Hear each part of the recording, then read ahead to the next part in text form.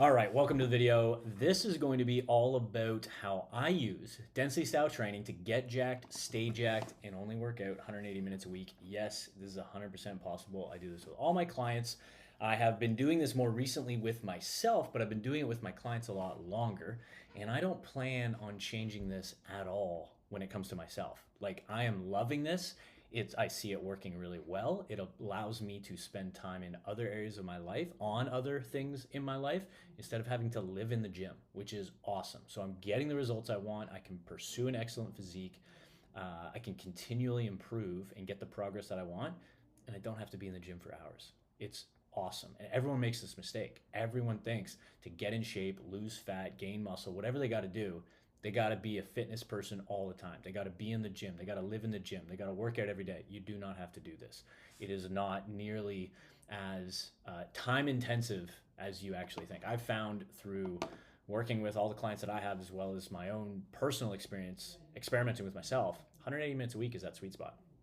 It's not perfect. You can go a little over. If you have the time, do it. Some weeks I do. I will push it a little bit more. That's great. But 180 minutes is what I've found to be that optimal kind of sweet spot for most people, which is actually 3 times a week for an hour session or 4 times a week, 45 minutes. You could split that up however you want to do the math. Like if you want to do 6 days a week, yeah, it'd be 30-minute sessions, whatever. But I think for most people, 3 or 4 times a week, 45 to 60 minutes on the money. And so that's what I've been doing. I've been doing 4 to 5 days a week, depending on how I split it. I'll get to that in a second. But it's freaking awesome. And one of the ways that I'm able to do this, there's several ways that I'm able to do this, but one of the ways is to utilize density style training. A lot of people are still stuck using traditional style sets, traditional style training, and a lot of those are outdated. Now, aspects of that are great. We're not going to get rid of that forever. But in my opinion, I'm going to keep a lot of that. But at the same time, I think integrating some of this stuff is a lot more helpful in the modern era, in the modern day, with a modern lifestyle where you're busy. You have other things that you care about other than just being in the gym forever. So knowing that you can pursue an excellent life, you can pursue a healthy life, you can pursue a fit body, and you can look far above average in the top 1-2%, and you don't have to live in the gym. It's awesome. It's really good news. It's the best news. So I'm going to explain how I utilize one tactic in particular, which is density style training, to do this. Okay. So let me go through my split here. So 7 days out of the week, this is basically what I was doing for the last, well, for the last while, but for at the very least, like I'm in my reverse phase now, just after my diet ended. So I've been doing this for like 2 to 3 weeks, the reverse diet, but before that I had a 12-week fat loss phase. So we'll say like 15-ish weeks that I've been like really focused on 180 minutes style training, density style training, and just utilizing the same method that I use with my clients. So, and I've been loving it. So I just want to show people how to apply it to their own training and how they can apply it to their own workouts. So this was my split: chest, delts, triceps on day 1, lats, upper back, biceps day 2, legs and lower, so I guess that includes glutes or whatever, but legs and lower. Oh yeah, and then rest run. So 3 days on, 1 day off, and then I'd rotate through again. So chest, delts, triceps,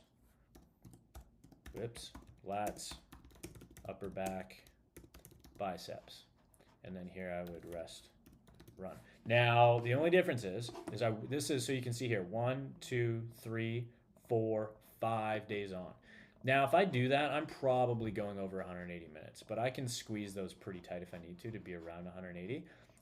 Where I could make it 180 super easy was some weeks I would do this: push pull. So I'll call it like push plus pull, because you're doing, if you've ever done like a push pull day, right? It's like you're just combining all the push kind of exercises with the pull exercises. Okay, so that's enough quotations for the day. Chest, delts, triceps with lats, upper back, biceps, all in one session. So I might do that on day 5, and then I'd rest 2 days here. Now, I have rest and run here because I don't actually believe in full rest days. I think because running for me is just a function of getting more steps in.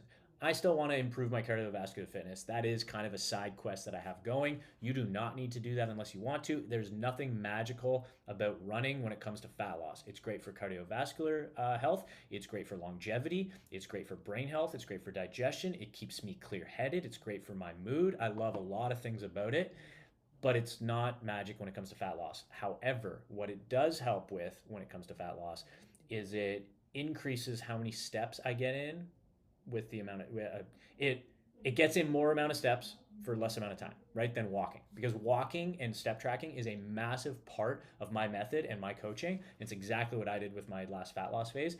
So when I say running, I want people to know, and I want you to understand this in particular, that like the running, there's nothing magic about it when it comes to fat loss. Like I was running on average 20 minutes every 10 days. It wasn't very consistent. It wasn't great. So I'm looking to increase that now, because that is a side hustle, a side quest that I have, that I really want to commit to, that I have been committing to, especially since the diet's been done. And I'm like, okay, I got to do better.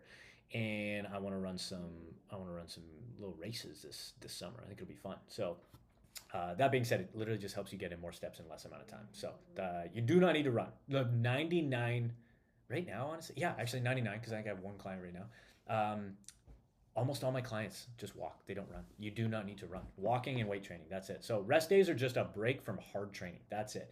If you feel like you need to take a full rest day, I mean, take it if you're totally wrecked. But if that's a regular thing that you have to do, that just means you're really out of shape. You got some issues with your recovery, your nutrition, your sleep, your stress management. Something's not right. You should not need to take a full rest day where you put your feet up and you don't even walk. That's ridiculous. You need to get, this is how I look at it, is I hit this, right? I hit my workout split here. And then, here, cardio prescription, I guess, would have been, I hit my steps no matter what. So 12K steps per day or more, plus the odd run. Like I said, I was averaging 1 20-minute run, 1 20 to 30-minute run every 10 days. It was not great. So it was like 95%, literally just walking. It was awesome. I got a walking pad here at the house. I would go to the gym and just walk if I need to, walk after my workouts, whatever. It was easy. Okay, so let's get into how we apply this. So that's my split. What I was doing is, well, actually, let's start with some definitions. So straight sets. What are straight sets? So straight sets is like your typical traditional way to train, right? Set of 10, set of 12, set of 15 reps. 1 to 3 minute rest. Honestly, 1 minute's silly. I know people do it. That's why I put it there. But really, it's going to be 2 to 3 minutes rest minimum. If you're actually hitting 10, 12, 15 reps hard enough, then you require a long rest period. Like the fact that some people will do a set of 10, 12, 15 and then be like, oh, I only rest a minute. It's like, you're literally just sandbagging then. Like, it's way too easy training for you. But just because your heart rate's up, just because you're sweaty and out of breath does not mean it's actually hard training. So, and it doesn't mean it's actually stimulating the muscles that you want or actually creating any appreciable or noticeable or quantifiable change in any way. So if you're actually training these very, very hard to or near failure, which is what is required to build or maintain lean muscle, then you need to take 2 to 3 minutes rest minimum. I would say like 3 to 4 for like your top sets, 3 to 4 minute rest minimum for like really, really heavy top sets. So you think about that. When it comes to straight sets, if you're doing that for every single exercise, that takes you a while. That's a decent time in the gym, and some people can afford to do that. It's fine. I've been that guy that's been in the gym forever. I'm not going to do that again, from what, at least in my near future. I have no interest in doing that. Like when I was doing powerlifting training, it's like I was in the gym forever, and I didn't have as many obligations or other, I don't know, just responsibilities or things I cared about in my life as much as I did at the gym. But now I do, and you probably do too. So we got to find a better way to do this.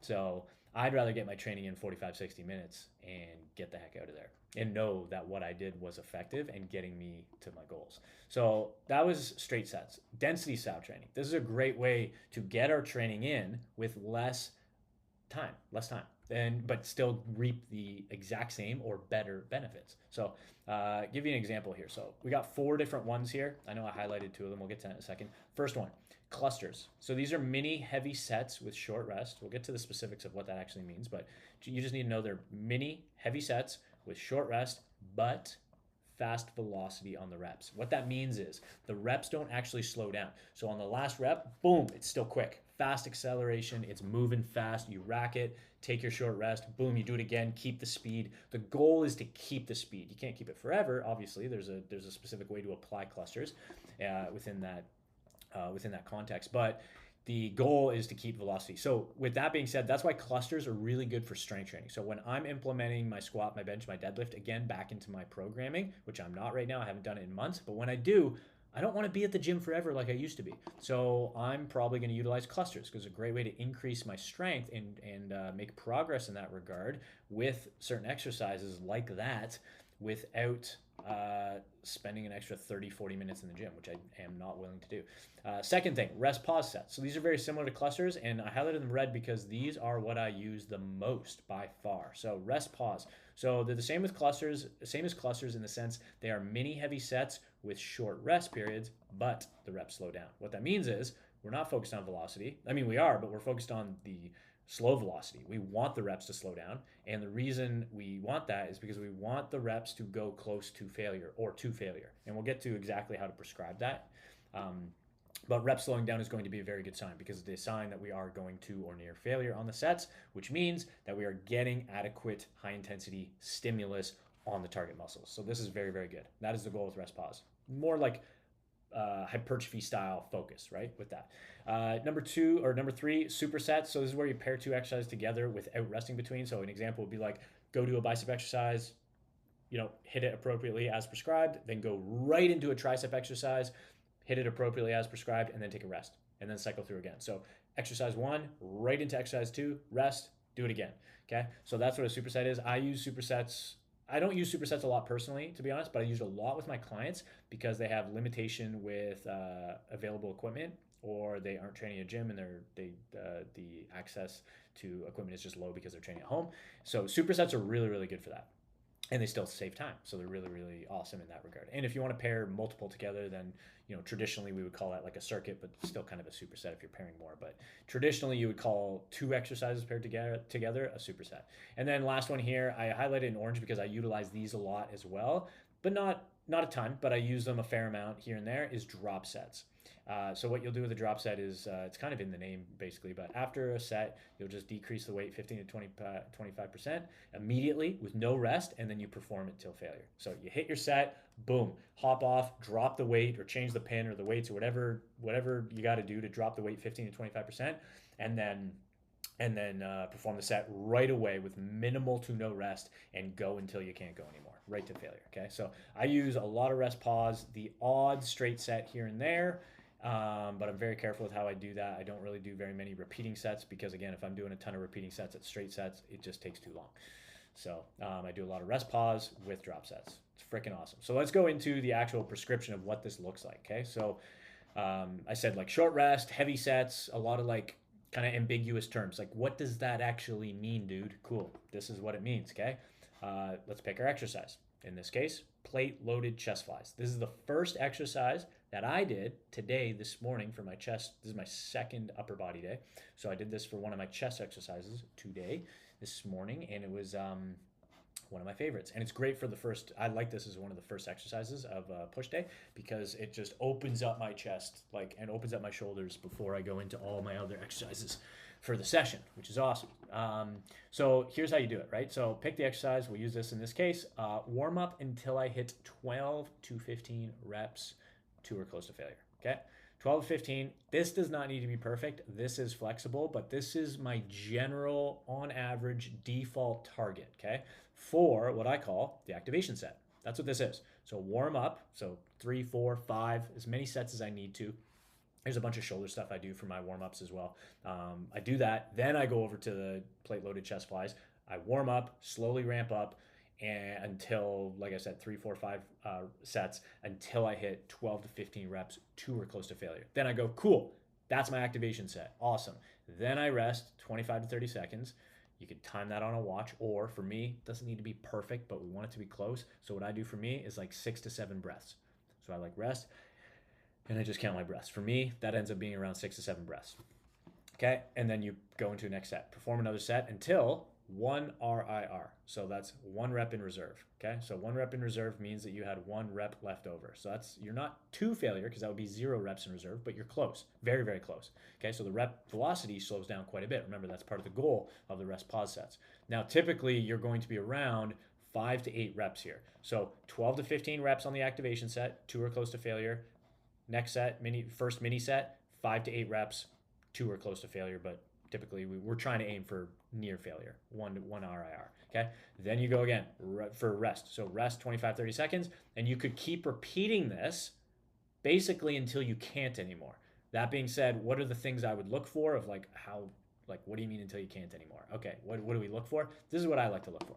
2 things, okay? Pick one of these. So first one, repeat sets. This is what I do right now, is I'll hit them until I hit 30 total reps, or until I accumulate 30 total reps. So 12 to 15 on activation set, rest.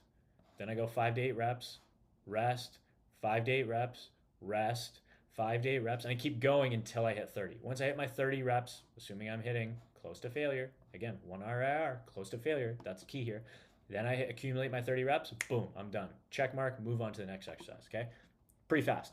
Or that's one way to do it. The other one, until you can't hit the minimum required reps, okay? For me, what I've said is the minimum required reps is the bottom rep here, the lower end of the range, the bottom end of the range of these mini sets. So until I cannot hit 5 reps. So here's an example. 12 to 15 on the activation set. Say I hit 14. Cool. 25 to 30 second rest. Move into my first mini set. Maybe I hit 7 reps. Cool. Mini rest. Okay. Move into the next set. Maybe I hit 7 again. Mini rest. Maybe I hit 5. Boom. Fatigue starting to set in. Mini rest. I hit 5 again. Okay. I'm really noticing fatigue. Now it's not 1 RIR. I'm actually hitting failure. Okay, don't know how much juice I have left. Hit 25, 30 seconds rest. One more set, maybe, and I hit it, and I get 4. Okay, that was my last set because I couldn't hit 5. Okay, there we go. Check off, move to the next exercise. I'm good. Okay, you end up hitting, in that case, you end up hitting 30 to 40 working reps, somewhere in that range, that are all heavy, high tension, very effective reps in under 4 minutes. It's amazing. And then obviously plus whatever warm-up I did because it was the first exercise, right? But 4 minutes, maybe 5. It's super, super effective. So if you end up doing maybe closer to 5 reps in this case, depending on how many mini sets you do, but so we'll even say, just to be generous, right? 4 to 5 minutes. Pretty economical with time when it comes to it. And I got a shit ton of effective reps in there, a lot of stimulus. So let's look at what this actually looks like in practice, okay? So this is, or actually no, this is what it looks like in practice with a drop set. Sorry, this is regular rest pause. This next thing that I had built out is what I actually did this morning. I kind of just did it on the fly.